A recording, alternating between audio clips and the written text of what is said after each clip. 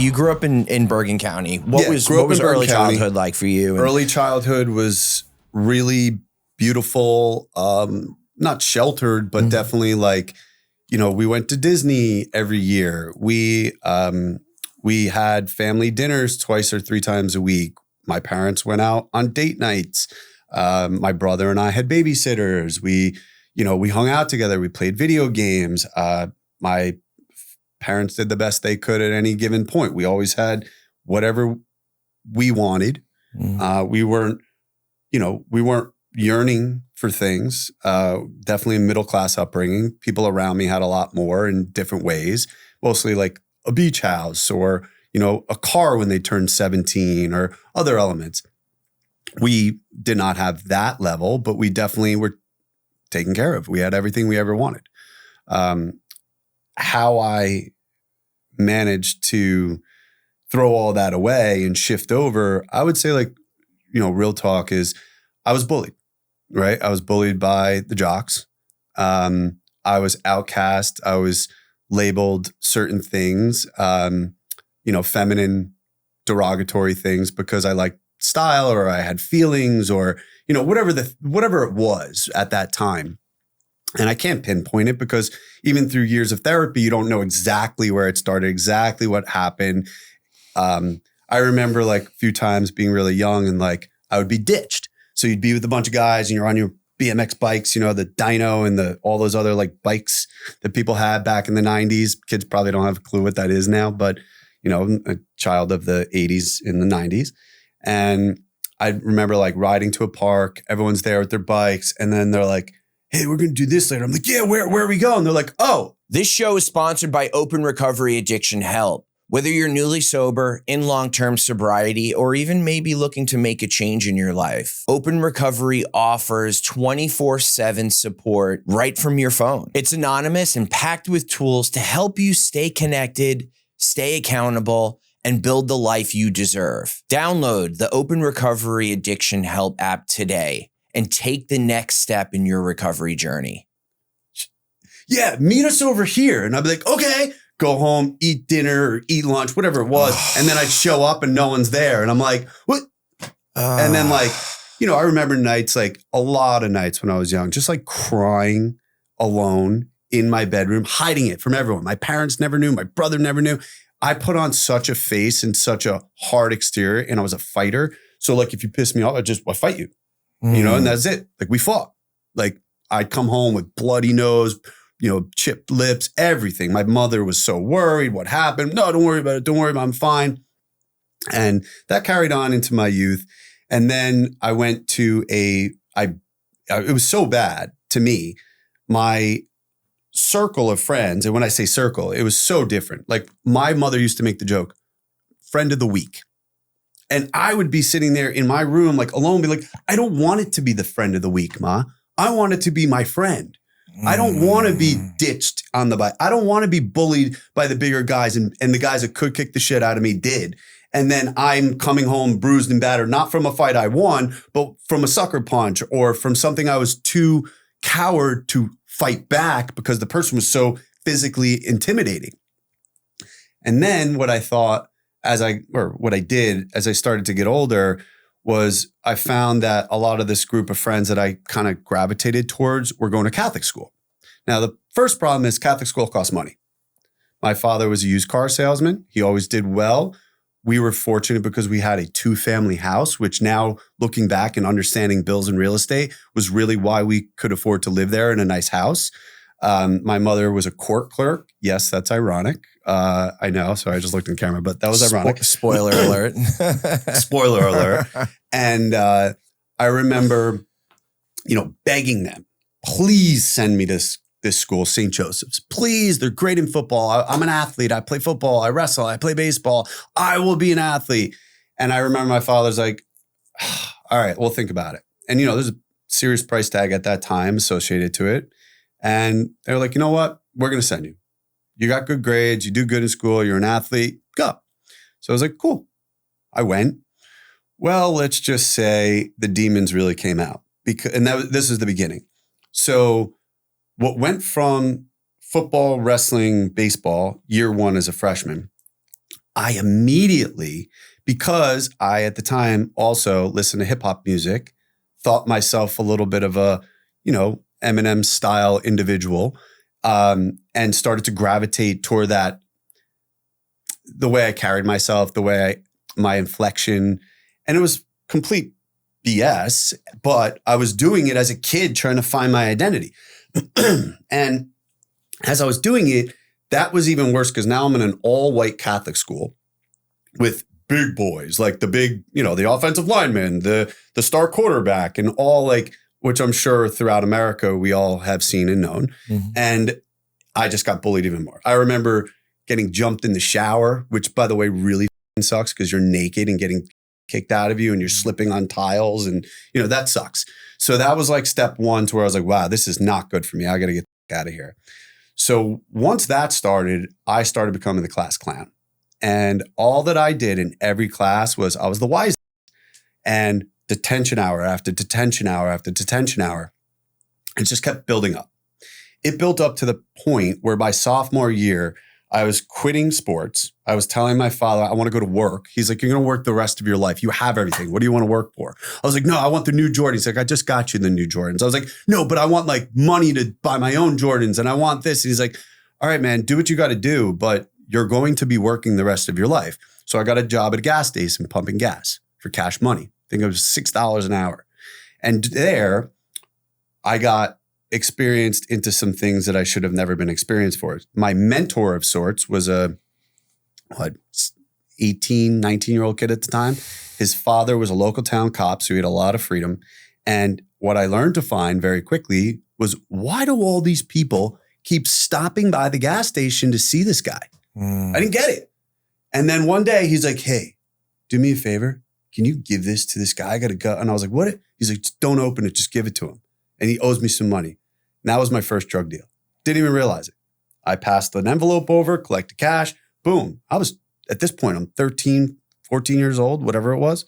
And I'm like, okay, cool. Which led to him being the first person I smoked weed with. I remember I talk about this in a different book that didn't get published yet, and hopefully one day it will. Smoking my first bong hit at the age of 13, and learning what that was like to be high for the first time. And I digress to move back into that was all going on at home. Now I'm in this Catholic school. Now I'm going to my sophomore year and all these things are happening and I'm growing in a different way. And now I have become the most, after my freshman year, like into my sophomore year, now I'm bad. Now things are changing. Now I'm starting to sell drugs actively through the gas station for him.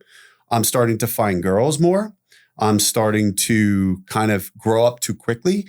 And then I'm even worse at school. So the detention hours start piling up even more, so much so that I would have detention an hour before school and an hour after. Ooh. So I'd have to find a way to school early which meant my parents had to drive me, no more busing. And I was late to practice. So when I got to football practice, and this started as early as, the first quarter of sophomore year, I had to run hills as soon as I got to practice. So I spent practice running hills instead of practicing. And then the coach yelling at me, then bitching about my hair because it was about your length. And then just everything piling on to the point where between that, the pressures, the bullying, and what I was doing with this little drug thing that I wasn't even making money off it. I was just thinking I was cool. I was being accepted by my idol at the time, right? This cool kid who got all the girls and, everyone wanted to know him. And I didn't understand why. I was just enamored by him. So when all of that happened, I decided, all right, I got to get the fuck out of this school. I don't want to be here anymore. I want to go back to public school. I want girls around. I want to be more comfortable. Cool. Sit down with my father. And he says, are you out of your fucking mind? You know how much I'm paying for that school? You begged me to go to that school. And I said, yeah, but things have changed. No, they haven't changed. Shut the fuck up and go back to school. And I was like, okay, all right. Well, fast forward a few weeks, things get worse. I quit the wrestling team because I got the shit kicked out of me by some of the most famous US champion or state champion who went on to be US champions. They beat the shit out of me. Showed me where my place was. Mm-hmm. And I was finally like, yo, I can't do this anymore. I'm sick of getting my ass kicked. I'm sick of dealing with this shit. I'm like, I'm out of here. So one day I'm walking by the Justin's ring table. You know, the school rings. Mm-hmm. And I decide to steal one. And I just literally walked by, had the idea, grabbed it, stole it, put it in my pocket, went, ate my, like, you know, whatever dumb lunch they were serving in the cafeteria. And then I walked out of the cafeteria and the bell rang and I'm like, oh, that was dumb. What am I going to do with this shit? Like, what if someone, you know, I'm a thief now. What am I going to do? And I was never a thief. That wasn't part of my MO. I was a good kid. I mean, other than the things I was learning to experience unbeknownst to me or unbeknown to me. And then I decided to go back to my locker. I remember I put it in my varsity jacket. And I closed my locker and I was late to Spanish class and I was sitting in Spanish class and my teacher made another joke. Mr. Marshall, you're late. Another hour of detention. I was like, great. Put it on the ever-growing list, right? And then I'm sitting there and about 10 minutes into the class, all of a sudden there's a knock on the door and class stops. You know, everyone's like, what is this? And it's the head minister of school. Oh, man. And he's like, I remember, I think it was Miss Machado. She was my Spanish teacher. And she's like, hold on, boys. Goes outside. You hear like everyone's trying to listen. They can't. Yep. Finally, the door opens back up. Mr. Marshall, such and such wants to see you. And I forget the guy's name. And I'm like, oh, shit. Even now, I get goosebumps thinking about it. You knew exactly what I knew exactly what it was for. Yeah, I'm like, yeah. fuck. And I'm like, on my way out, I'm like, lie, lie, lie, lie until you fucking die. Figure out your story, stick to it, and lie. And as soon as I got out, I was Mr. Marshall. We heard a rumor that you may or may not have stolen a Justin's school ring. I was like, what are you talking about? He's like, sure. Do you mind if I pat you down? I was like, sure, go ahead. Pat me down. Pats me down. Nothing. I'm like, see, there you go. And in my head, I'm like, lie harder, lie harder. I'm a kid, 16 years old, not even, I think I'm maybe 15 at that point. And he's like, why don't we take a walk to your locker? And I was like, oh, fuck. We take a walk to my locker. The whole time, I am like going to the guillotine. I don't know what I'm going to do, what I'm going to say. And all I hear is this voice, lie, lie, lie harder, lie stronger. It's outer body. It's outer. And I'm just like, oh my God, what am I doing? We get to this locker.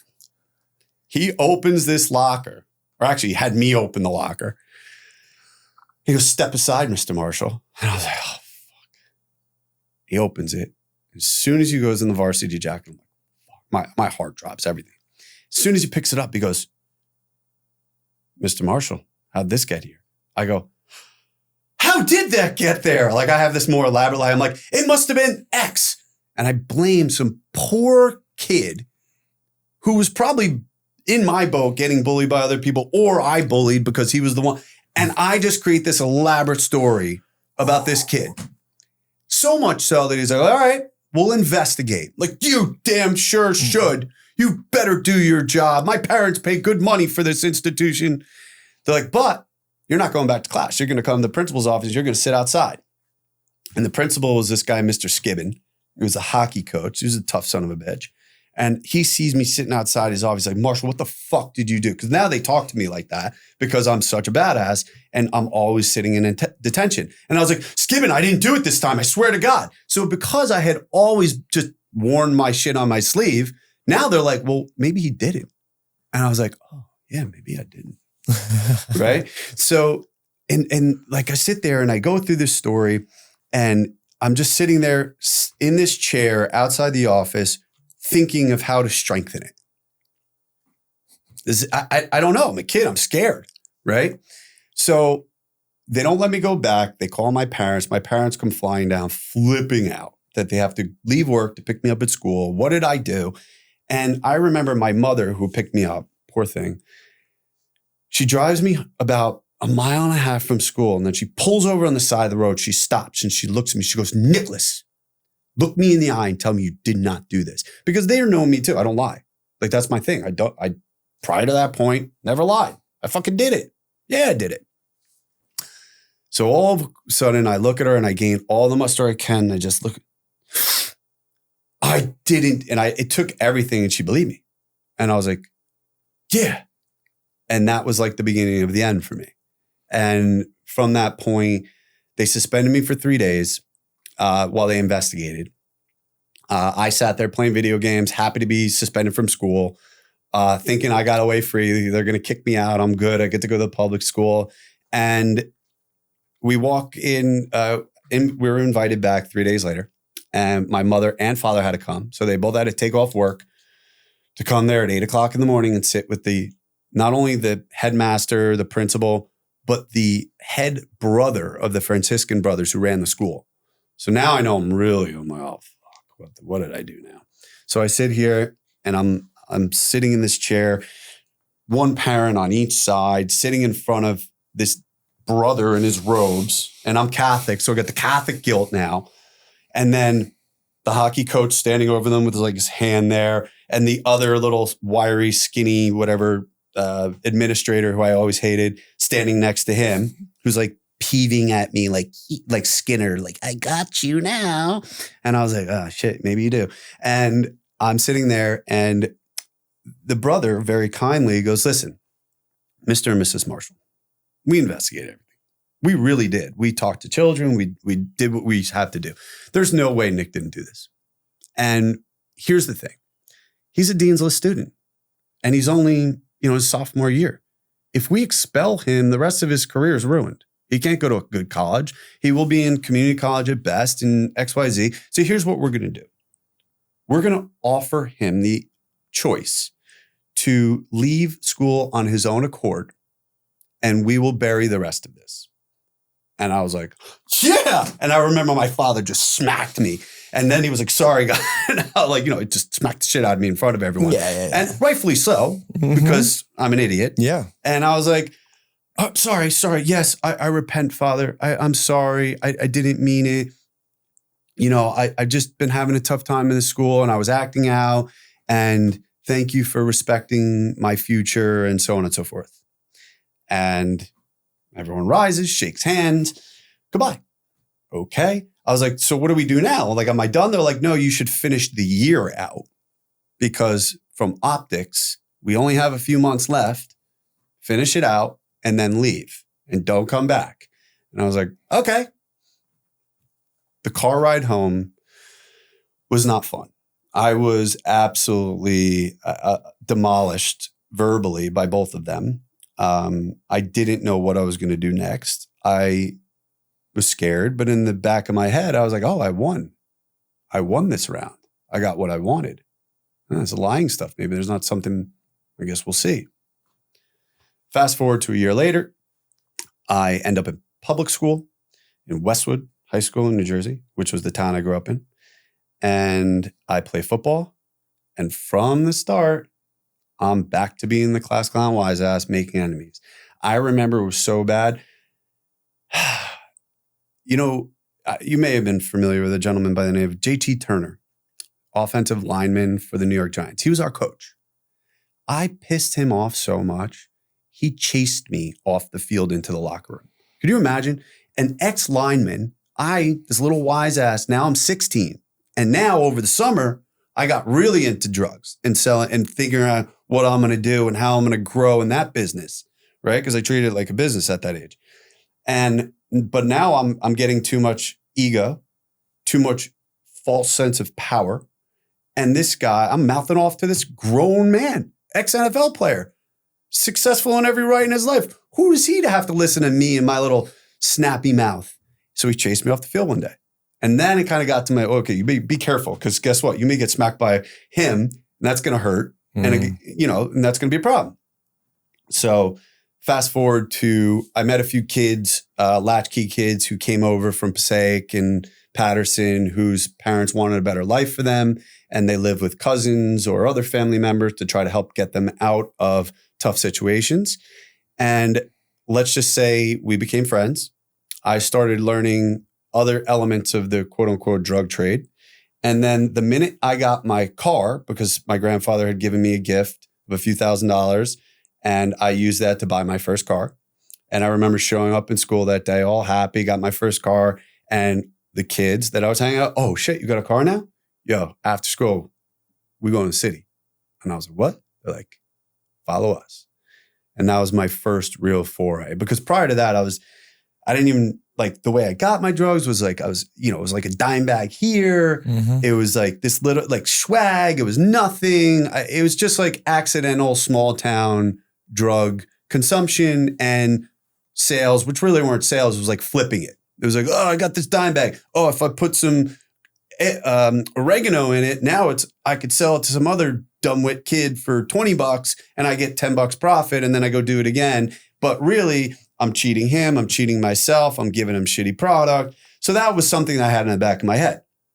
Well, till that day. So now here I am, 17 years old, just got my license. Now I'm into my junior year and I decide to take these kids to the city. We go up to Ogden Ave in the Bronx. They tell me to wait in the car because they won't trust any white kids. And I sit in the car and I'm like, whoa, where am I?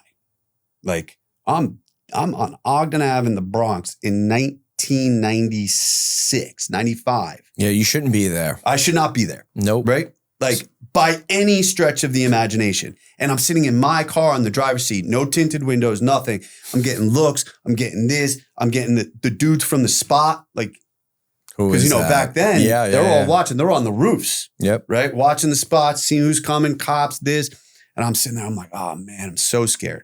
What were you guys copping? What were you getting? Weed. You're getting weed. Just a ton of weed. Ton of weed. Okay. So, because we had thought and heard that the bags from Ogden were the biggest bags you could get. So dimes were automatically flipped for 20 sacks back home. It was double your money right off the bat. And I had $50 in my pocket and that's what I started with. So 50 would become 100 and I had to figure it out from there. So sure enough, they come back out the spot. We hide the weed in the glove compartment or like I actually was in the middle of the console. I figured a way to pop it up. Underneath, pop it down. I used to do the same thing. And it fits, right? So I'm learning all these things by accident, right? But like, you know, trial and error, so to speak. So then we drive over the bridge and that's when it started hitting me like, oh, there's cops everywhere. There's cameras everywhere. Just here, right? Just on the bridge. Entry, exit, on. Now, this is kind of weird, but all right, just do it. That was trip one. That turned into, let's call it the next few weeks. And again, I'm truncating and I'm moving things along for story purposes here. And because it's 30 years ago at this point. So like, am I going to be perfect with dates, hours, day? No, but generalizing. So call it like another month of us doing that. Then as we're doing this, of course, we start to just kind of pop off. Everyone knows we have weed. So now we're selling weed to the older kids, the seniors, we're selling weed to everyone, right? Everyone who couldn't afford it. Girls are coming, hey, can you buy it for it? No, just we take it. Don't worry about it. Now I'm trying to use it to gain social clout. Yeah, you're the man. I'm the man. I'm everything I dreamed of being through my mentor that had disappeared at this point, by the way. Disappeared. Never heard from him. Suddenly would show up to work one day. He didn't show up and he was gone. Get to that later. You can add, if you remember, ask me later. So I'm sitting there and one day one of my boys comes up to me and he's like, yo, I got a new spot. Let's go. Weed's better. This is it. We're going to really elevate this. I was like, great. So we go up and it's 158th and Edgecombe. And in 158th and Edgecombe, it's Puerto Rican spot. My boy was half Puerto Rican. My other was black. They they do it. They come back. And I remember opening this weed and going, oh, it was like a revelation. It was green. It had crystals. It had red hairs. It was complete opposite of everything else I had known to that point. It was glowing. It was glowing. It was like I hit the shrine. And I remember smoking it and feeling like out of worldly, like, oh my God, this is the revolution I came here for. So we took that and that moved very quickly as well. And we could charge more for it. We didn't have to do the same formula of just flipping it because people have never seen that there. So it's premium to be paid and people paid it. Remember, this is an affluent county for the most part. There's a lot of kids with daddy and mommy's money as well as their own at that point. So all this is going on. And then I start to think, all right, what if I get pulled over? What am I risking by going here every day? I've started out with $50. Now I probably have $1,000, right? It's a lot of money for 16 going on 17 or 17 going on 18-year-old kid at this point. And I'm like, how can I do this better? So then I start digging, everyone I know. And I find a guy hippie who sold weight. He sold ounces. I went, left my friends at home, took the meeting, sat with him in his apartment, looked his weed, tried his weed, weighed his weed, and walked out with an ounce for $350. And that's what really set me. That was like the gates opened. So now I go, decide to take a trip into the village the next day. I drive down to Washington Square Park, park my car. I buy a scale. I buy baggies. I buy everything that I would need as a drug dealer. And then I come back home and I started up shop. And I just started with that ounce, then it became half an hour, and I just kept reinvesting my money. I wasn't spending anything at the time. I just kept doing it until I started growing. And as I started growing, I started not only being hated more by the people who used to bully me, because now all of the girls in their group wanted to hang out with me because I had weed. And maybe they thought I was attractive. Maybe not. I don't know. Problem is now they hate me even more. But now they're buying my weed through other people, not directly. So now I'm starting to build this little empire of drugs. Then I start having people work for me. I have a younger brother. I start having his friends work for me because now I'm aging out of high school. I'm about to graduate. So I graduate high school.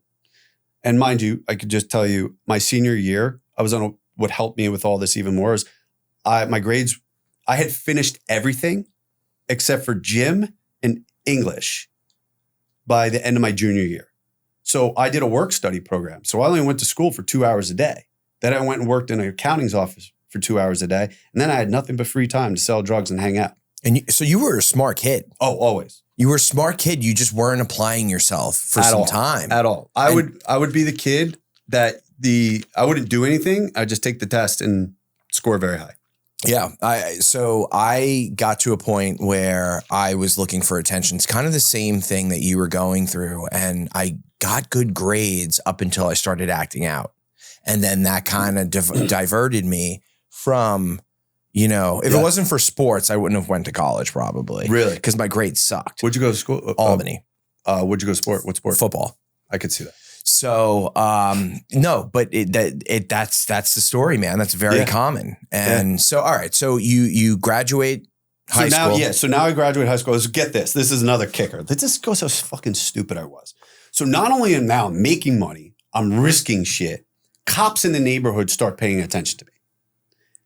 Like really paying attention to me. Every time I drive, they're following my car. Every time. Pulling me over. I don't have anything on me because I was smart. Now I decide, okay, it's graduation. Now, because I'm selling drugs, I become friends with the kids that I went to St. Joseph's for because now there's a different me around. Now I have drugs. They want drugs. They're, Catholic school kids. Of course they smoke weed. Of course they do these things. So when it comes time for me to graduate, they had already graduated and they were going to a trip in the Bahamas. So I had enough money, told my parents, hey, I'm not graduating. I'm not walking at least. You can pick up my cap and gown and send it to me, but I'm going to go to the Bahamas. Yeah. So I didn't walk in my high school graduation because I took my drug money and I went to the Bahamas with the kids from St. Joseph's. So that was another where my head was at. And so you're in now. You're in with all these crews, all the people that you once weren't in with, and you felt accepted. I felt accepted. I felt my ego it was like a balloon pumping, and it went from this soft little flimsy thing to a giant thing that will eventually get popped as we move further in this story. But that's what it was doing. It was slowly ballooning. And ego. And really, like you said, acceptance. People like me. Oh my God, people like me. In retrospect, they only like me because I had drugs, right? That's how the world works. You know this as someone who's, a former addict of sorts, right? Yeah. So when people have drugs, you want to hang out with, especially when drugs are free. You think I charged people for smoking with me? You don't think I gave people weed because they hung out with me? Of course I did. And now that people are working for me, I'm now paying them to work for me. So people are gravitating because of those things. I'm giving them money. I'm accepting them because I don't care what they fucking do as long as they get the job done. Meaning go sell I give you an ounce, go sell it and come back in a week with my fucking money. And if you don't come with my money, we're going to have another fucking problem. And that's how it was, right? Oh, you were getting snappy with so people now, too. So here's where I really fall off. No offense, I would have hated you, brother. Yeah, you would have. So it gets worse, right? So now the snappy part gets worse. So I show up one day and my parents, I'm in college now. I'm going just to appease things. I was supposed to go to University of Delaware. I drove down, I registered, I came back in the car. My parents started talking about the economics of college. I knew economics because I knew what I was making. And at that time it was growing. And I was like, oh no, I don't want to be $100,000 in debt. I'm good. Doesn't make sense. Doesn't make sense. I was like, I'll take the 25 grand you saved for me for my college fund and I'll use it over the course of 4 years at a fucking, a local college. That's fine with me. So like they begged me not to do it. I said no. And part of the reason I did it is because I was growing this drug business. So now I'm going to college in Ramapo. I have a few classes a day. I'm living home and I come home. My parents sit us down to dinner and they got divorced. So now this is a whole nother thing. So now I'm 1 year out of high school. My brother's younger. Devastating news. And what did I do? I acted out even further. My mother moved out because she couldn't handle me. I was getting bad, very bad. And at this point now, cops, it's all over town. You don't think parents talk. You don't think she's hearing things. You don't think my father's hearing things. They just didn't know what to do, right? It's kind of hard to pin it down. Like, what are you going to do? You're going to threaten me? I'll move out. I got enough money, right? What are you going to do? You do that? Like, what? You're going to beat me? Please. All right, cool. Like, you're not going to do anything to affect the road I'm on because I'm young, I'm dumb, and I'm egotistical, and I now have money. So there's really no affecting that at that time. Soon as my mother moved out, this latchkey kid, white kid, they used to call him White Jesus, gangster, baller, tough kid, moves into my room and he becomes my gunman. Brings his gun, moves into my bedroom of my parents' house and sleeps on my floor. And he became my right hand because now I'm really trying to grow this operation. Now I'm not just doing it in town. I'm moving to other towns. I'm going to clubs in the city. I'm going to Limelight. I'm hanging out. I'm meeting other drug dealers. I'm meeting people who do more than sell weed. And now I'm starting to build. Now I got him because I know it's a dirty world. People out there, they have guns. They have protection. They'll come and get you. And I know what I'm doing. So let's shore that up, make sure I have the same, and let's go for it. And right around that time, then is when I stepped it up. I met a kid in the tunnel who was a huge drug dealer. And he took me back to this apartment in Manhattan to meet his boss. I met his boss and I walked away from that apartment with $25,000 worth of weed, ecstasy, and ketamine, which I didn't even know what that was. But I did it that night and I loved it. And I took a pill of ecstasy and went to the tunnel. So it was like a whole thing, right? And now I'm like, oh my God, these drugs are great. They like put weed to shame. They're club drugs. And at that time, the tunnel was a very big club and nightclubs were a thing. Oh yeah. And Limelight had just died or was dying or died, right? And like, again, my timeline. And we go and we come back and I have now, they gave it to me on the arm, which is crazy, right? Literally gave me $25,000 worth of product. But they're like, we know where to find you. You come back in a month with $25,000. And if you don't, we know where to find you. And I was like, cool. Because, you got to give them your address, like your driver's license. It's not like, this is real shit, right? Yeah.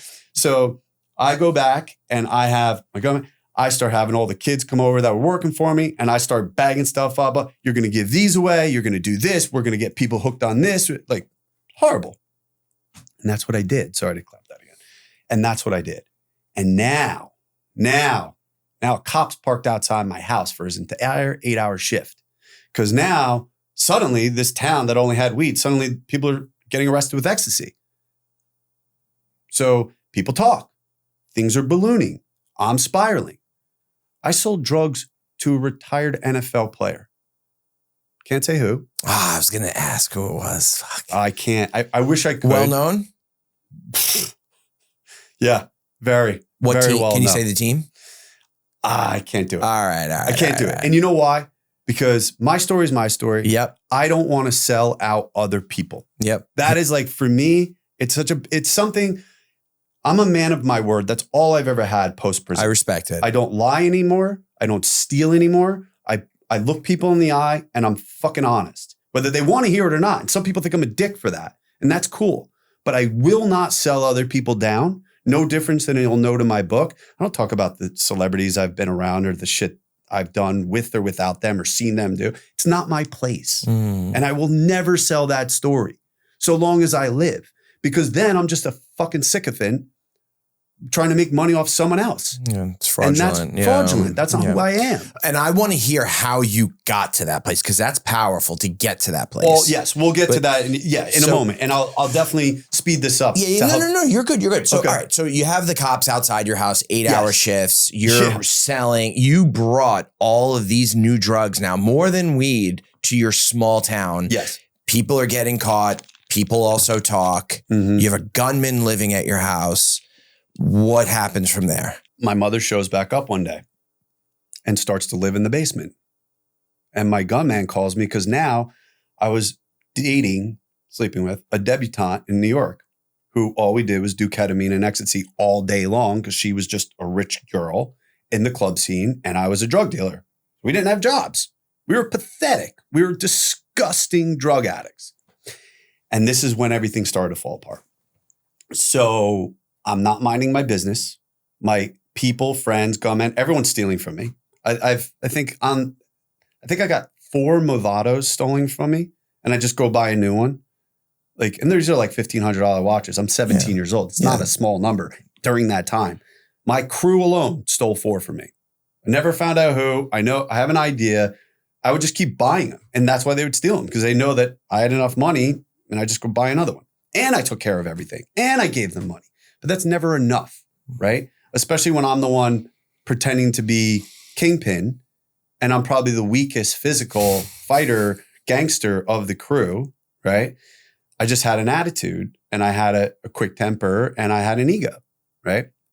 So I get a call from Mike and he goes, "Yo, bro, we got a problem." I was like, "What?" Pontillo, or this cop used to sit outside my house. I was like, "He's still out there?" He was like, "Nah, fuck that shit. Of course he is. It's your mother. She just moved home and told me to get the fuck out. It's not my house." And I was like, fuck. So I was like, "Yo, I got to leave." I drive back from the city. Now, mind you, I'd be gone 3-4 days at a time. We're not talking like I'm just going to the city. I'd be disappeared for drugged out of my mind for 3-4 days at a time on K and ecstasy. And then I get back and I walk into the basement. My mother's like, "What are you?" She's gained her strength. She's angry. Everyone in every neighbors, friends calling her, you have to do something here. And so she's like, "That's it. Mike leaves." I go, "You know what? I'm going too." She's like, "What?" I was like, "Mom, I got more than enough money to pay for my own apartment. I'm out." So I left. 18 years old, took my shit, threw it in my car, went to West New York, went to a realty office, started looking at apartments. It's like, I can afford that. Go get an apartment. Got the apartment. I go to sign the lease and they go, "You don't have any credit." And I was like, "I got cash." They're like, "We can't just take cash for the apartment." It's like, "All right, what can you do?" "Well, someone could co-sign for you this." I was like, "All right." I pick up the phone and call my dad. I'm like, "Dad, I can't deal with this shit. Mom just moved back in. You guys are still going through divorce. I don't know what's going on. I'm going to move out." He's like, you can just hear it, like sadness. And he's like, "All right, well, what does that mean?" And I was like, "Well, I got an apartment. You got to sign for it. I'll give you the cash." He's like, "Oh, how much is it?" And I was told him the number. He's like, "You can afford that?" I was like, "Yeah." And he was like, "Oh, fine, I'll meet you over there." So he was kind enough to be the guarantor of the apartment. What else? What other choice does he have? Right? So he does that. And I signed the apartment. Well, during the time I signed my apartment, my parents finalized divorce, sell the home. My brother and him moved to a different town. My mother moves someplace. And here I am still running. And during that time, me and Mike one day robbed our friend who was a cocaine dealer. Broke into his house, robbed it, and we didn't get nearly what we thought we were going to get. Now, mind you, I left this out. That past year or 6 months, once those suppliers started hitting and I met other suppliers, my crew were a bunch of stick-up kids back in, Passaic, Patterson, all that shit. And Mike was no stranger to it. So I just started knocking off my drug dealers. Only I didn't do it. I would go in, case the joint, smile, shake their hand, come back, lay everything out. Security did that, boom, boom. When the shipments come in, what days, and then they would go rob them. And we were clipping $20,000, $30,000, $40,000 a hit. And remember, we're kids. That's a lot of money in cash and drugs. And ego's just getting bigger, right? Bigger and bigger. And, when I moved and we did this robbery, and we were so scared because I remembered all we got were 2 bags of coke. We went and sniffed these bags of coke like dope fiends and drank our faces off. And the whole time, both of us were just looking at each other like, we fucked up. Because these kids, they're real. They're going to come back at us with guns. Sure enough, nothing happened. Like all things that are patient. My father was so scared for me and what was going on after he signed the lease. He reached out to my cousin, who was a big shot editor for commercials and music videos, probably one of the best in the world at the time.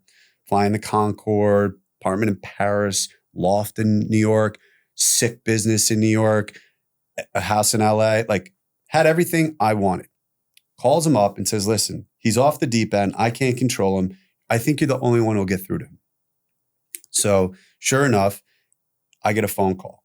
This is like 2 mornings after the robbery. And this is how close this timeline is. And he goes, hey, it's your fucking cousin. And I was like, hey, who? He's like, your fucking cousin, you asshole. You piece of shit. You're breaking your father's heart. Stop this fucking shit. What are you doing to yourself? Stop. I'm going to give you a job. There's one condition. You don't sell another fucking drug so long as you live. I go, okay. What's the job? He goes, doesn't matter what the fucking job is. Doesn't matter if you're digging ditches. Doesn't matter if you're fucking cleaning toilets. You're not selling drugs. Show up to this address tomorrow. Click. What did I do? Left Mike, showed up to the address the next day. I walk in and it was like my eyes were open for the first time. I saw normal, successful people at work in this giant loft in Soho. And I was mesmerized. There were PlayStations for your breaks or whenever you wanted to play them. There was a basketball hoop. There was a full kitchen with drinks and pastries. I was in heaven. I sit in his giant office. He lambasts me, literally eviscerates me. And at the end says, I'm going to make you a PA. You're going to be a slave. You're going to be everyone in this fucking office's slaves, and you're going to deliver packages, and you're going to make coffee, and you're going to be everyone's fucking slave. And your one condition is you don't act like a thug. You stop dressing like that. You stop fucking talking with that bullshit vernacular because you're from New Jersey like me, and no one has it but you in this family, and you're going to fucking clean your life up. And I was like, oh, okay. All right. Went home. Said, Mike, we got to talk. Said, Mike, listen, I got to change things. It's like, here's some money. Go find an apartment. You got to move out. He's like, all right. He's like, I understand this isn't your world. I get it. We've taken this pretty far. I understand. Cool. Next morning, I go to work. Go to work again. By the third day I go to work and I come home. I come home to an empty apartment. I'm robbed. There's nothing there except for the couch. Too big to take out. TV's gone. Watch is gone. Drugs gone. Everything's gone. Mike is sitting on the floor with my boy, another boy that we ran with. And I'm just like, what the fuck is this? And like, yo, X robbed us. I was like, what? They're like, yeah, the one that we had robbed for the 2 bags of coke. So now I'm like, you gotta be fucking kidding me. So I pick up the phone and now I just want out. I want nothing to do with this shit. I pick up the phone and I'm like, look, bro, I'm sorry. I fucked up. I should have never robbed you. Can I get my shit back? He's like, no, you can't fucking have your shit back. You fucking robbed me. You're lucky I didn't fucking find you in that house when I came in, motherfucker. And I was like, I know. I get it. And this kid was real, much realer than me. Deep into the game. And I'm like, all right, man. I was like, listen, how about this? I'll pay you for my stuff back. How much do you want? He's like, $4,000. I was like, $4,000, motherfucker. I'm like flipping out. It wasn't worth $4,000 probably. Yeah. Even if it was more principle at that point. Yeah. And he's like, bro, it's $4,000 or I keep every fucking thing I have here. And there was other things that he took that were like sentimental value. Yeah, of course. Right? I get it. So he's like, all right, meet me at this parking lot over in Jersey City. I'm like, fuck. So like some ghetto shit too. Like I'm in the middle of the parking lot. I pull up. He's standing there with his boy, arms folded, trunk open, on some movie shit. And he's like, here's your shit. Take it out. Give him my money. Give him the money. I start taking it out. I'm hat in hand. I'm so sorry. Yeah, it is what it is, bro. You're a dumb motherfucker. You know, like I could have came at you harder. I didn't. Blah, blah, blah, blah. XYZ reason why. Cool. Then I start complaining because some of the shit's not there. Like valuable shit. And he's like, bro, this isn't up for negotiation. You take what's in the fucking trunk and you get the fuck out of here and you lose my number. And I was like, okay, yeah, you're right. So like you see the way the ego goes up and down. Yeah, of course. Right? You are going and you're adjusting and you're like a chameleon. Yeah. Based on your situation. Yes. Up and down, adapting to whatever scenario. And if you are at risk, then you are willing to get humble. Yes. Yep. That's a beautiful way to put it. And that's now in retrospect. I can relate. Yeah. Yeah. And that's what basically happened. So fast forward to Mike gets out. I'm going to work every day. And reality hits after about 5 months. So my rent was $850 a month. This is 1998 at this point. Plus all the other incidentals, probably call like $950 all in for my electric, my cable, whatever. It's a lot of money at that time for rent. Now we joke about how little that is. And my paycheck for being a runner, slave was $500 top line every 2 weeks. And it paid every 2 weeks. So what I ended up taking home every 2 weeks after taxes was $250. City taxes. Everything. Yep. City, state. The whole nine. Now to put this in perspective, prior to quitting, I had reached a point where I was making $3,000 to $4,000 a week cash.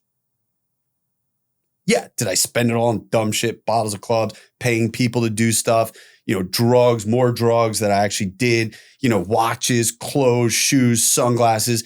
Yes, I'm a moron, right? Did not save worth whatever. I only saved enough to get through 10 months at that pace with nothing coming in, which was still a long time and a lot of money when you think back on it. But now reality's setting in.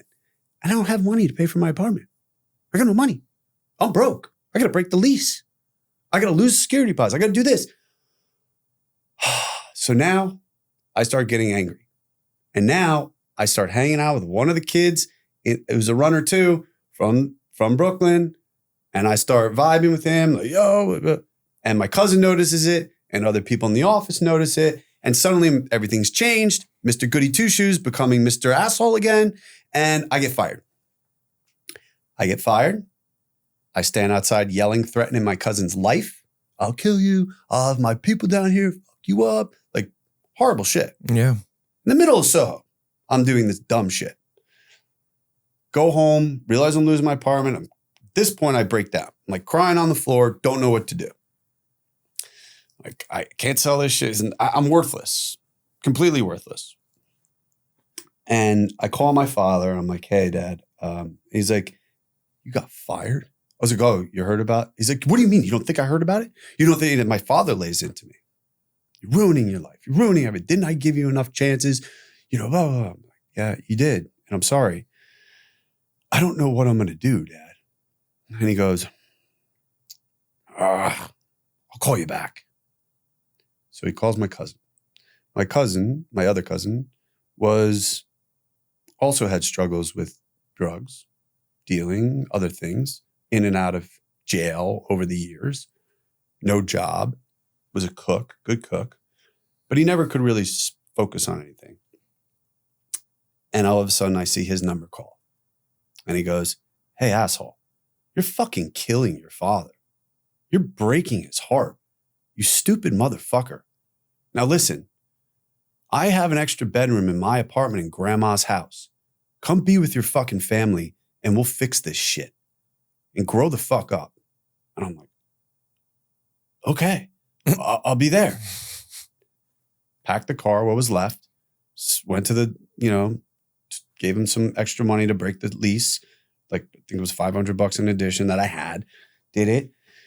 But now I show up at the house that my father grew up in Kearney, New Jersey, which is next to Newark, which is not a very wealthy, affluent town like Westwood. And it's a 3-story row house. And it was my grandmother's house. And I show up on the doorstep and am welcomed with open arms from my grandmother and my aunt, hugging me, happy to see me settled with family, safe. And I, for the next few days, settled in. And then I was like, you know what? I got something here. I was getting good at my job. I should go do that for a living. And how's best to do it? Use my cousin's name on my resume. So I started doctoring up my resume, use my cousin's name as a reference, all the stuff. I started getting interviews. And I get this one interview, and this guy was like a groupie to my cousin. He was a hippie smoking weed during the interview. And he hires me. Only he hires me as his assistant editor, not as a go boy. I'm like, oh my God, decent money. I don't have rent anymore right now. I'm living in a family's house. I can rebuild. This is going to be amazing. I'm going to do this. And sure enough, let's just say I did it wrong. We are about a week into that job, maybe 2. Every day, by the way, I'm perfect. I'm on it. I'm doing the right thing. Going to work every morning, coming back, no trouble, no nonsense, eating dinner with my aunt every night. I'm a good kid again.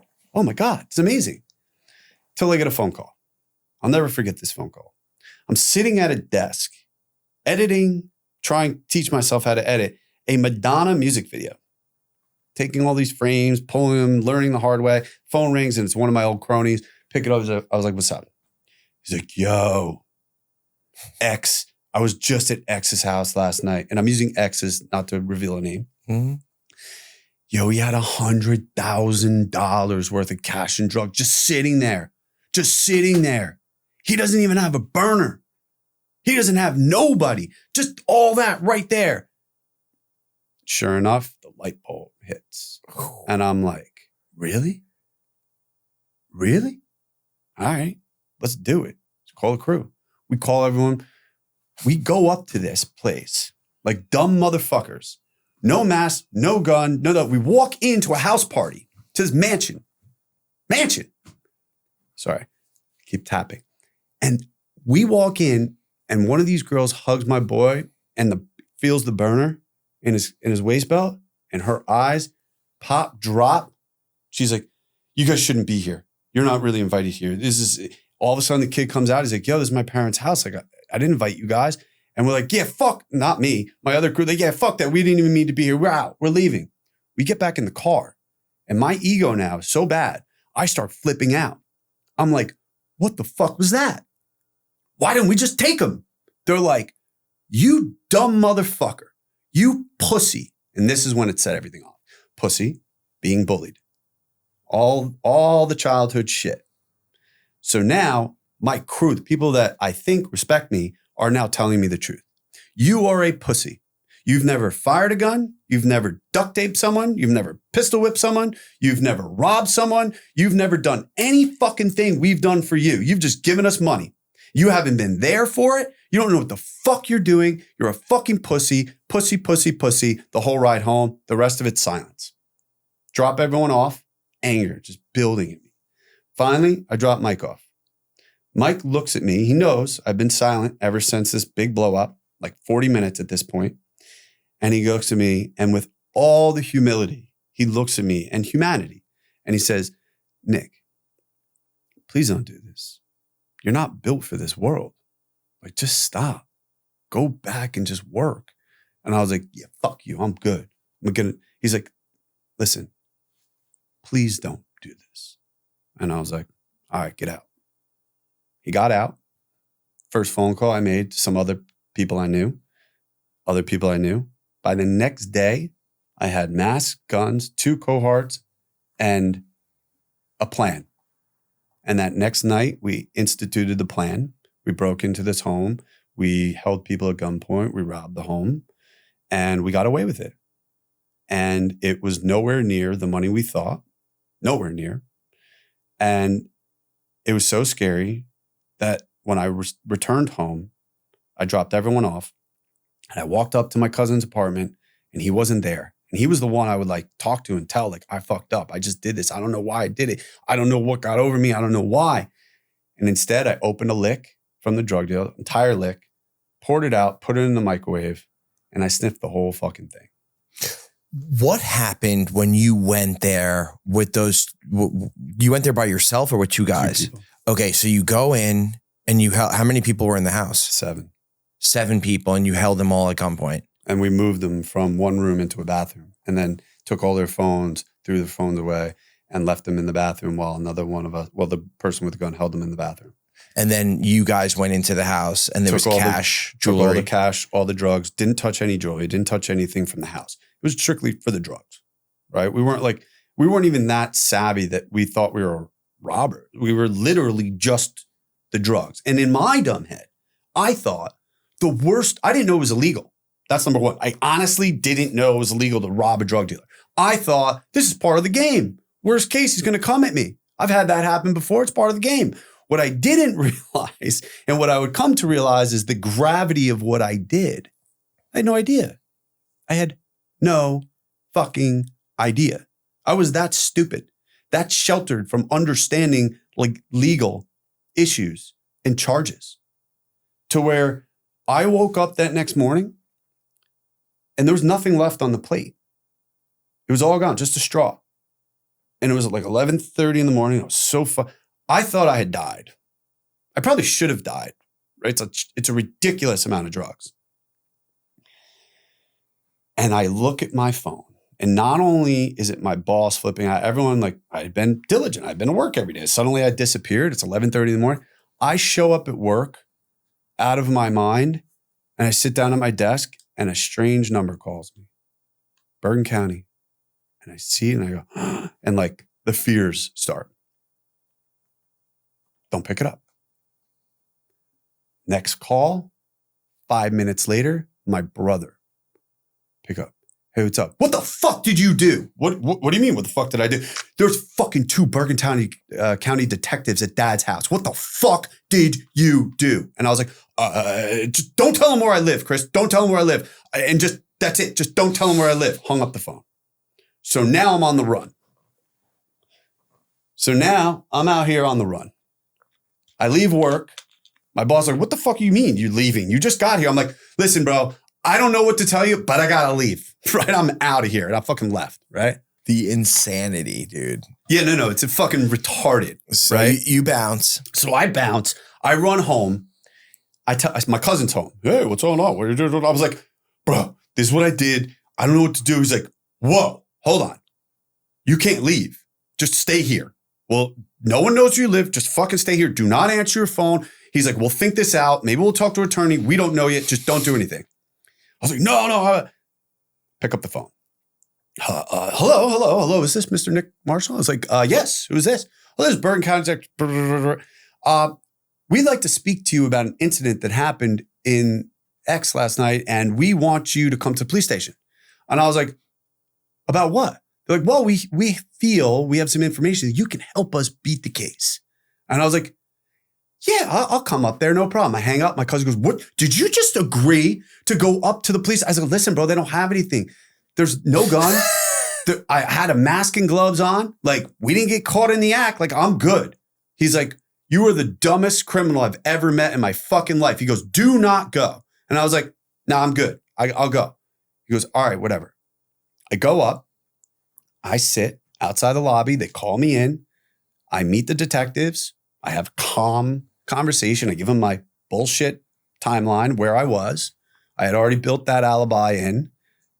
Feel comfortable, feel safe. They're smiling at me. They're talking to me. I felt fine. I walk out. This was the first time I lied since the ring incident. Now I go out. I'm in the car. They go, you know what?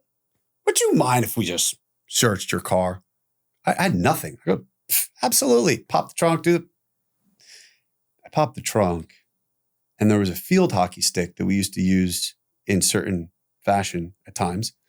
And he pulls it out and he goes, field hockey, huh? Women's sport. Just doesn't seem right. And I go, my girlfriend plays field hockey. He's like, your girlfriend. He looks at it, there's chips all over it. There's fucking could have been blood on it for all I fucking know. Mm. And he just takes it and he goes, yeah, cool. Puts it back in. And I'm like, fuck. I wave, I leave. So now I'm like, yo, I'm calling people. This is what happened. Everyone's on the run now. We all go dark. We all go. 2 days later, I get the same phone call. And the phone call is, I get a list of phone calls. The first phone call is one guy, brother calls me. He just got arrested with a bag of drugs and a train ticket. The other guy, his cousin calls me. He just got arrested and they're questioning him now. So now I'm really scared. Now I don't know what to do. Then the phone rings again. And sure enough, cousin's there. I'm in there.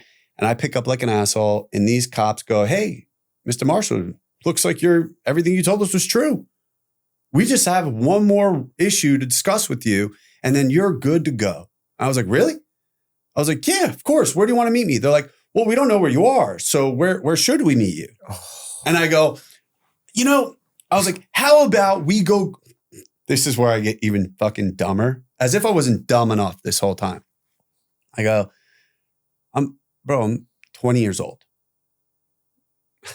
And I go, why don't we meet for a drink at Houlihan's on Route 17 South? I figure that's close to where I am. They won't know where I am. And it's a public place. Advantage is in my corner, right? Old mob movie, public place. I don't know. I show up. My cousin warns me against going, says, I am going to get a lawyer right now. You are not going anywhere. We're going to figure this out. We're going to start there. I was like, no, man, they just want me to help. I'm good. I'm off. I'm done. They found the people. And I show up and I, no joke, leave my car and I wave smiling. I'm like, hey, come on, let's go inside and get a drink. First of all, I'm not legal enough to drink. Mm. Second of all, these fucking detectives, what kind of stupid asshole egoist am I that this is what I think and say? And as soon as I do that, guns drawn, hands down. And then it was a movie. Hands down, fucking down on the ground, blah, blah. I get arrested. Now I'm like, fuck. Now I'm just sitting in the back of the car, upset, not knowing what to think, thinking it's all over. It's done. Kind of feel relieved in a sense. Also just scared as shit. Just don't know what's happening. And then they just start talking to me and they're like, look, we got everything. We got statements. So you want to talk and just tell us the truth. It'll be a lot easier on you. I'm like, lawyer. So now suddenly I'm asking for a lawyer. Like now I'm Mr. Tough Guy lawyer. So fast forward, we get to the station. Now the two cops that were so nice, one's good cop, one's bad cop, kind of beat me up a bit, throwing me around, not like fisticuffs, just like grabbing me, pushing me down, like. And then the other guy, don't do that. Don't, you can't do that. He's a kid, man. Let's let him, it's like, good cop, bad cop, right? I got it. Full on. And sure enough, eventually I was able to admit what I did because I'm a moron and I did it without my attorney there. And I stated it to a judge who came in the middle of the night and arraigned me. But you said, I want a lawyer. Yeah. But they didn't follow through with it. This is also the problem with the legal system. And not problem, but it's the reality of the legal system, right? You could say you want a lawyer, but they still try. Mm. So they keep doing it until they break you. And once they break you, the floodgates open. And they broke me. And then I just said it. I was so exhausted at that point. I'd been in the station for like 6 hours. I hadn't slept. I was like on the run for 3 days, like all the feelings, all the fear, all the things. And then they start, they do all this and then they put me, and I was like, so what now? They're like, oh, you're going to the county jail. I was like, what? They're like, yeah. What do you think? And I was like, but I helped you. They're like, okay, buddy. You fucking moron, essentially. Cool. So now I'm in a transport van in the county jail. I get to the jail, and now I got like this sheet with me of charges. And then I started reading them. And I'm like, oh my God. Was kidnapping on there? No, it wasn't, thank God. Because that would have just elevated. But armed robbery, 7 counts, 1 for each person. Possession of CDS, possession with intent to distribute, boom, boom, boom, all these charges. I was facing 25 years. So now, the only plus I can say of all this is when I get on the tier, everyone's first question, you're in the county too. So this is like everyone. This is like, oh, I got my license suspended, to like, oh, I just murdered someone. Like, you have the gamut. So everyone's like, what'd you in for? What you in for? What'd you do? And I'm like, armed robbery. And they're like, oh shit. This little white boy that looks like a Backstreet Boy is in here for armed robbery. Okay. So immediate respect. Not the respect I wanted by any stretch of the imagination, but one I received. And I ended up spending 3 days in there before I called anyone. After the 3rd day, I got so anxious, so scared. I called my cousin, Collect, because that's the only way we do it. He picked up. And he was like, oh my God, we've been so worried about you. Like, what the fuck? Your father's flipping out. Where are you? I was like, Bergen County Jail. He's like, why didn't you call me? I was like, because my father said if I ever go to jail, I could stay there. He goes, what? Your father's bailed me out of jail multiple times. He goes, he's worried sick. Call me back in 15 minutes. And that's what I did. Then I'll never forget the conversation I had with my father, which is horrible to have. And I'll never forget his reaction. And he goes, well, how much is your bail? Now he's used to paying like $500,000, $250,000 maybe. I go, $50,000 with no 10%. He was like, my God, son, what did you do? And that was it. That was what broke it. So fast forward to all the other stuff, right? To get to really, I guess what we're here to talk about even more, which is the book and how we've come to change in a 180 degree turn. So you do 3 years. I did 3 years top line. So I technically did 2 years, 6 months, and 20 days. Okay. And what is top line? Top line is the number they give you. Anything under that is subject to bail or parole. Got it. Or excuse me, parole. In my case, I was one of the early sentencees under what's called the No Early Release Act, reserved for violent crimes, which puts it up to a stip of 85% without the eligibility for parole, which is what the federal system does, irregardless of the crime. So if you're subjected to a federal crime and your top line is 5 years, you have to serve 85% of your 5 years. In the state prison system, if your top line's 5 years, you could be out in 9 months, good behavior. Right? Depending on the type of crime, depending on how you were sentenced. So the state has a lot more leeway in its parole eligibility. And what they did to us is, the law was new, so they didn't want us to appeal it. So they also stuck what's called a 1 year stip. So either way, they box us in for a year guaranteed at worst, at best, through 85%. And at the end, we didn't think we had parole. Well, ding, ding, ding. What this book explains is we very much did have parole. So essentially it wasn't a 3 year sentence, it was a 6 year sentence with an 85 stip on the 3. And then I had 3 years parole. And it was, since it was such an early law, they were like, well, the big question, and no matter what lawyer I talked to didn't know how to answer it after the fact, what happens if I violate or if they violate me? Does that mean I got to go back for 3 years? I maxed out my sentence. I did my time. How does this work? So that was a big, big, big thing for me during my parole. And that's a lot of what I speak about in the book. You were in a state prison. Yeah. And what was that experience like? It's hell. And listen, it's hell. I was so lucky.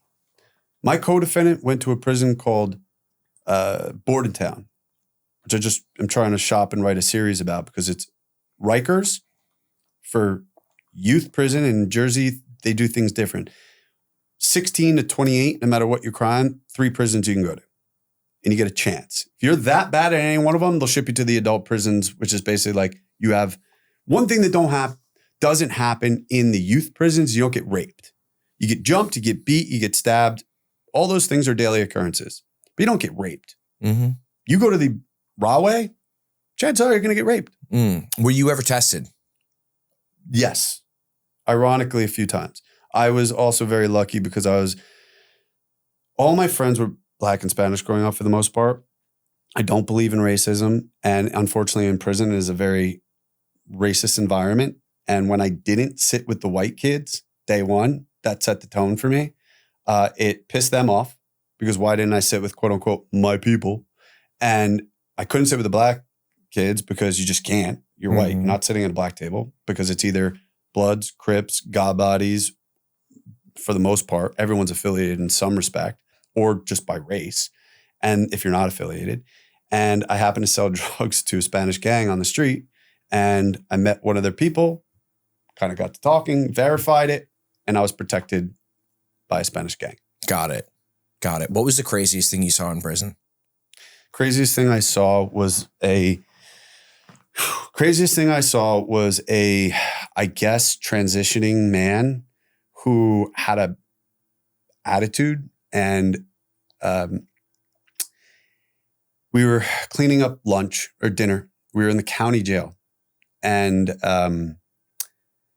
everyone had dumped their trays, gone to the top of the tier, and it was 2 tiers, right? So you look down over, and that's pretty much what you do. You do nothing. You look down, you talk, you sit, play dominoes, fucking chess, whatever.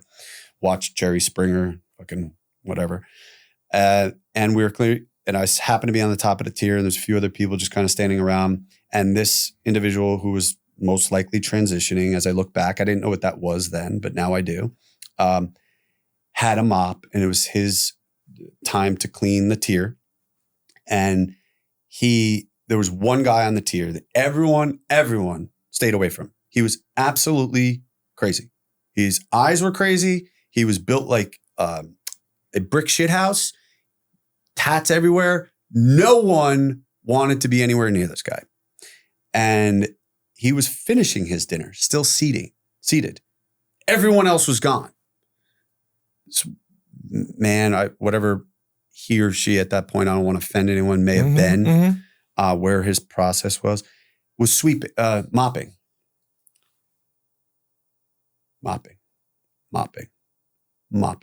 getting closer and closer. And this guy's not moving. And this guy's eating. And there's few things in prison you don't do, and one of them is bother someone while they're eating. And that mop touched his foot. And I've never seen anything like it. He sprang up so quick. He grabbed that poor person and he absolutely eviscerated him to the point of when he actually knocked him out and down on the floor, picked them up by his head and started slamming his head into the concrete until parts of his brain were leaking on the fucking floor. And then, and only then, did the COs call the fucking infirmary. And I watched that shit like, this is what I'm in for. And I had only been that was a county jail. I'd only been there for 3 months at that point. I wasn't even at state yet. And that's what I'm walking into this shit with. And I was like, holy fuck. Not only are you not protected, the COs don't give a fuck. They don't care. You're an animal to them. Whatever happens to you inside that cage, they're sitting there with their feet up. Only and only when it became that egregious did they finally hit the button and like, infirmary. And it was scary. Scary. Now, mind you, was it his brain pieces? Maybe. It was definitely some kind of flesh out the back of the head, but it was definitely, his head was cracked open. When they pulled him on the gurney, you could see when they pulled him up, the gape in the back of his skull. And you're just like, wow. Let's just say for the next few days, including that night, I was very scared and very depressed. So you get out. What was, you wrote a book. When did you write your book? It took me 12, 13 years to write what I just verbalized to you and more that I left out. And I got that book to my agent in Buchwald, who always believed in me as a writer and loved that book. And we sold it. And when we got on the conference call, the champion at the publisher was like, look, loved your book. That's why you're here. But we can't publish that. There's violence, there's crime, there's like too much shit, litany. But we really love your story that you've changed. And that here you are now, 26 years later, in a wholly diametric life. Like it's night and day. And we want you to write a self-help book. And my first initial, I was like, no. I was like, I need help. I still need help. I'm struggling, man. I've been struggling. The past 6 years have been miserable. Been looking to find work. I've been just depressed. I've been drinking too much. I've been back to little drugs. Like, I just don't know what I'm going to write to help someone. We got off the call. My agent calls me after and he's like, asshole, figure it the fuck out. This is Simon & Schuster through this distributor, which is Viva Editions. And I'm like, yeah, I guess you're right. He's like, no. This is not, I guess you're right. I am right. I am right. You spent your whole life trying to get a story off the ground and show that A, you have a story to tell. B, bring light to the injustices in the criminal justice system. C, try to help save any kid from doing what you did and all the dumb shit you did. And this is your opportunity, man. So figure it the fuck out. And I'm like, oh, okay. Hung up the phone. Took me about 2-3 days. And when I say 2-3 days, to come up with what I thought I should be telling. And we signed the contract, we got everything. And then they're like, well, you got 90 days to deliver your first draft of 62,000 words or more. And I was like, oh. And my agent's like, ooh, does he get extensions? They're like, well, yeah, he gets 2 30-day extensions if he needs them, but we really prefer this because we want to get published and blah, blah, blah. And I'm like, oh. So then my attorney gets a contract, and I've been friends with my attorney now and I talk about him in the book, for 20 years. And he's like, and this is my entertainment attorney, not criminal defense, entertainment. Yeah. And he's like, Nick, how the fuck are you going to write a 60,000 word book in 3 months? I was like, yeah, I have no fucking idea. I do not know how I'm going to do that, but I'm going to try. And he's like, all right, I'll sign it. I'll sign off on it. Here are my red lines. Cool. Sign the contract, call up the publisher, who's my editor at the publishing house. And I was like, listen, so I've been thinking about, I'm really scared about this. And I was very honest with her. And she's like, listen, Nick, right from the heart, tell your story and see what comes out. So that's what I did. I had also been going through a breakup at that time. It was during the holidays, so it was additionally depressing. And I wasn't like happy that I got the book contract. I was scared. I didn't know what I was full writing. Fear. Yeah, full fear, right? Yeah, man. So I was like, man, all right, cool. So I do what any writer would do.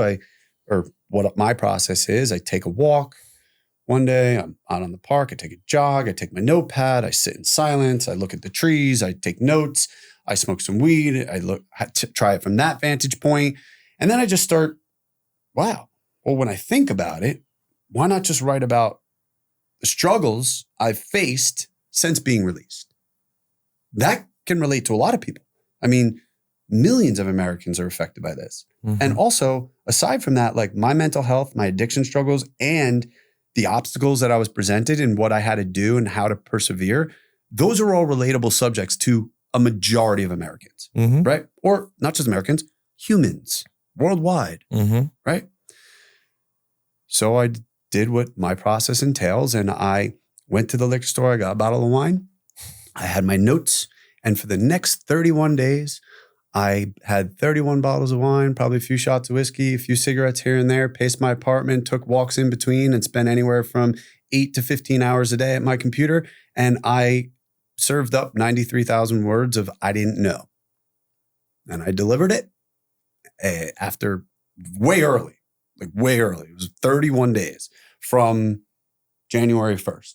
So I gave myself those 2-3 weeks to think. And, I signed a contract, I think, second week of September. It was a holiday. And I just allowed everything and the emotion.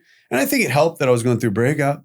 I think it helped that, lost love, questions on what's next. Could it be rekindled about, where I was in life, status, no job, transitioning, working a commission-only real estate gig that didn't seem to be panning out, having no success as an actor, no success as a director, films in the, waiting to go out to the ether in the world, never getting there, and just being scared.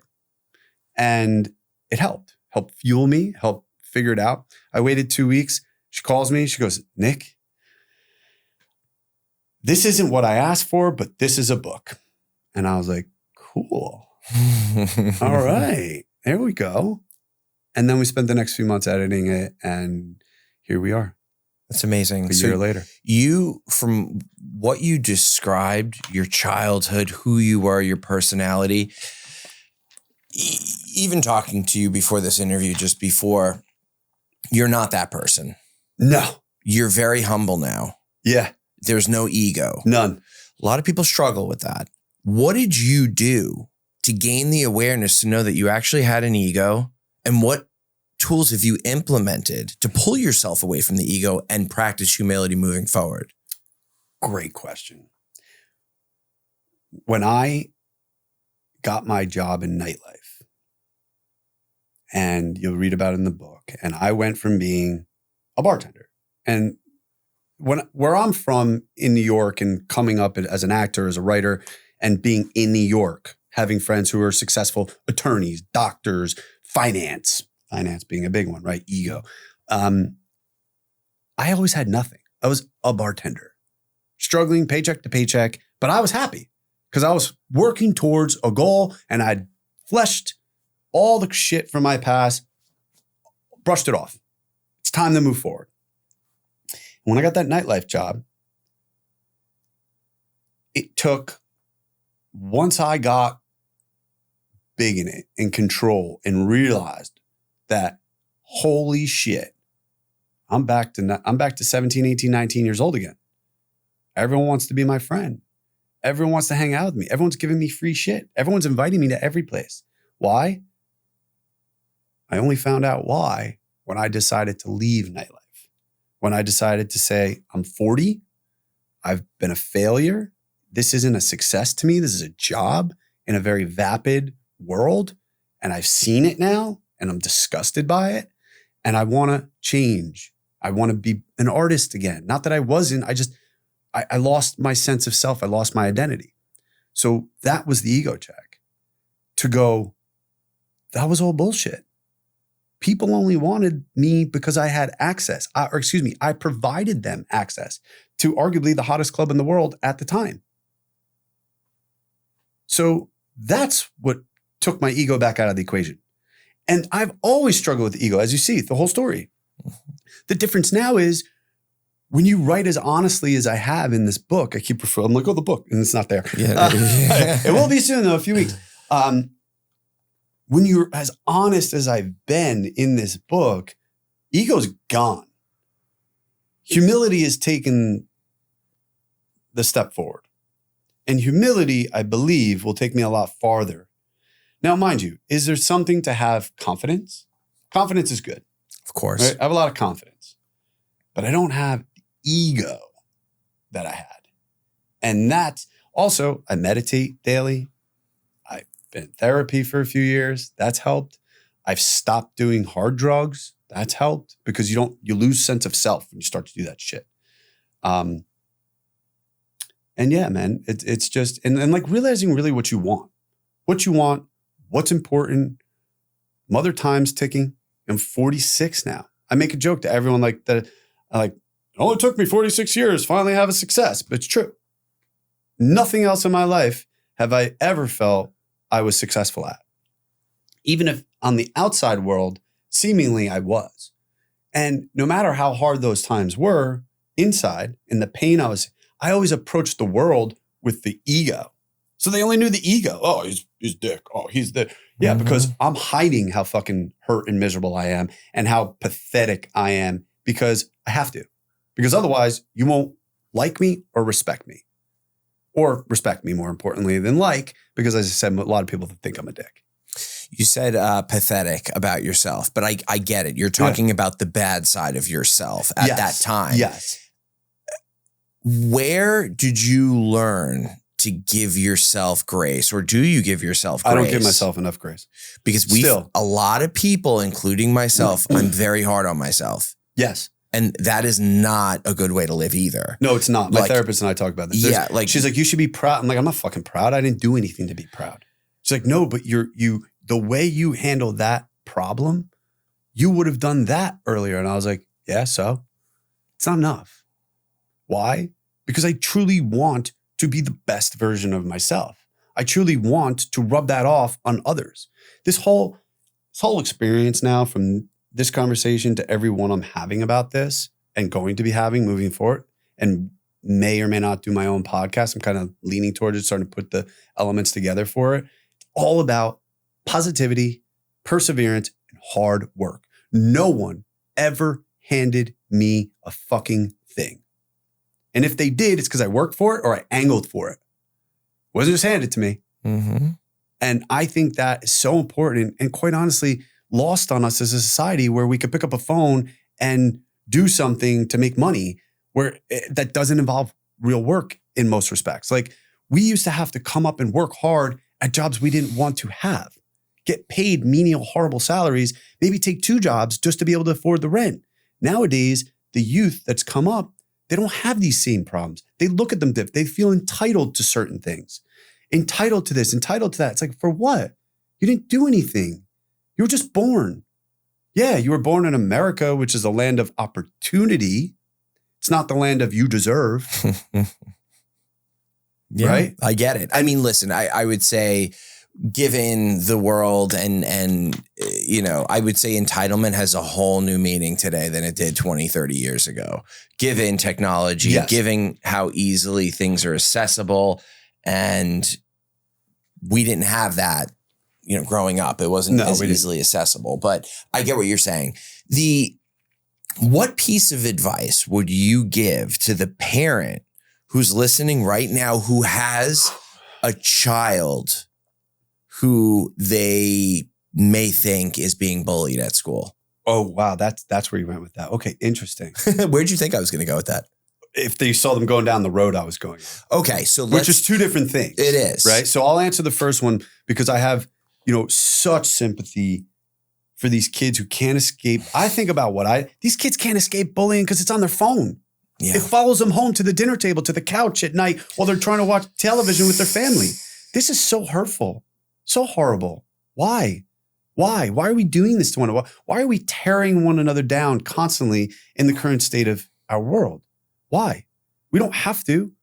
Who cares that such and such looks like this? Who cares that such and such doesn't have that? Who cares? Why do you have to tear someone else down and feel better about yourself? That's number one. As far as the mother and the father or whoever is parenting someone, it's so difficult, to have the conversation because, like, for me, I was just ashamed. I felt embarrassed that if I told my parents what was going on, they'd blame me, or that I don't know. I didn't know how they would react, or maybe they'd coddle me and then I'd feel weak, right? And I'm a man. And in the 80s and 90s, man is man, you know? Mm-hmm. But I don't know, man. Like, that's such a tough question to answer. Like, my heart breaks for those families. My heart breaks for those people going through that. And I guess the only way I would think to say is just have a dialogue with your children. Have an open session. And if you do feel a certain way, like maybe you don't go run to the school and lambast the teacher and the principal about what's happening. Maybe you talk to your son or daughter and you say, okay, what is the bullying? What's it about?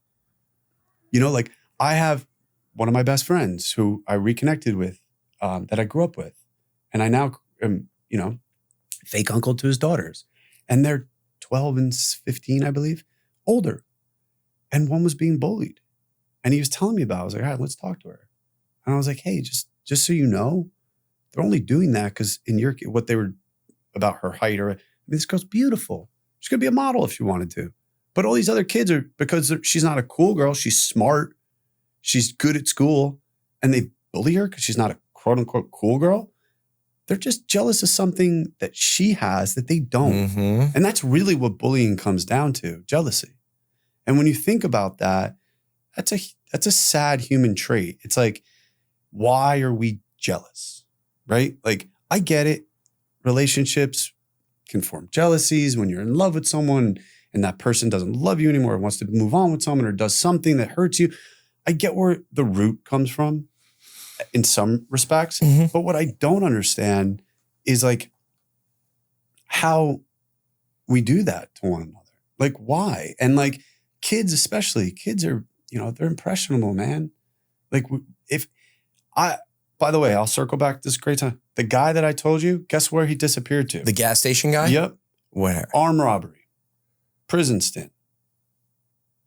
I emulated him, bro. He was everything to me because I had no one else. And look where I ended up. That shit fucking kills me. If I didn't have him in my life, if I had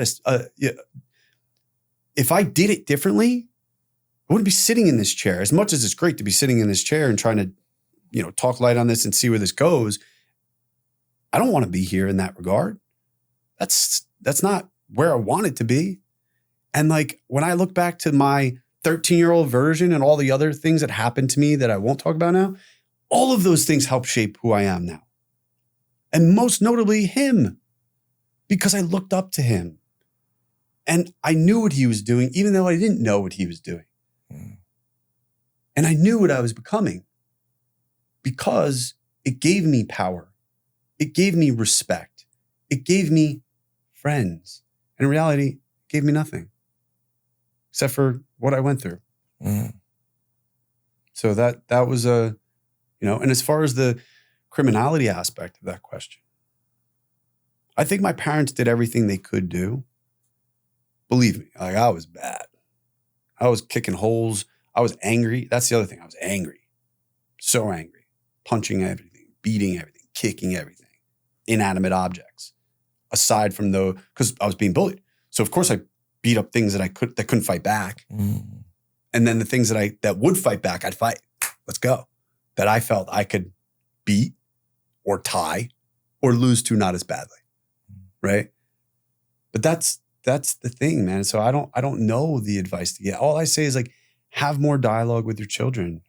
Kind of catch it. Like with you, and when you had a painkiller, who noticed it? Did anyone notice it? Do you hide it that well? Mm-hmm. Yeah. When you have a drug addiction, you don't want anyone else to know because you're so ashamed of it. No one will understand you. No one will understand why you're doing the drugs. Yeah. This was also during the time where, like, addiction was like, some felt it was a disease, some didn't. It was like a taboo kind of thing. To blame. You go to dust it under the rug. Yeah. You go to self-help meetings. You went to rehab. Like, yeah. Ooh, that's crazy. Yeah. Meanwhile, when a celebrity does it and they go to Malibu and they spend fucking $10,000 a day to sit on the beach and be programmed as I've been programmed by the state, which is totally different, but probably a little bit of the same. Yeah. They're glorified for it because they're rich and they're famous and people look at that as glossy and clean. Yep. Whereas people who are not and are struggling, and because they may have been panhandling yesterday, they may have been waking up in prison, they may have been homeless or whatever element, or just dirty or just, nasty. They just don't fit into society. Yep. In the same way, they're demonized. Why are you demonizing those people? Help them, lend a hand. I'm not saying, look, I live in Greenwich Village. It has been rough of late, post-pandemic. And it aggravates me. It aggravates me for a variety of reasons. One, what I pay to live there for peace and quiet, right? And to be on my way to upward mobility. But it's a neighborhood. It's people, it's kids, it's families. But then I see someone shooting up on someone's $10 million brownstone. That bothers me. Why are we not policing that? Why are we not helping them get help? Why is a homeless person next to my building with, sheets of this and piles, and no one's helping them? Why do I have someone swinging a hatchet in the park wildly, and no one's calling the cops to find that person the mental health that they need? And I think that's the thing, right? Is because if that was a known person, a wealthy person, someone of note and esteem in our communities, it'd be different. It'd be different. I agree. I don't think that's right. I just don't. Yeah. Well, Nick, thank you very much, man. Oh, yeah. I appreciate it. I went for a full hour. No, you're good, man. You're good. That was a great story. Thank you so much for coming on, and thank you for coming out and I appreciate making it, it over. Thank you for having me. It's been great. You're a great listener, and hopefully someone takes something from this away that could help them. And what's the name of your book? Oh, Try Again: An Ex-Con's Path from Prison to Prosperity.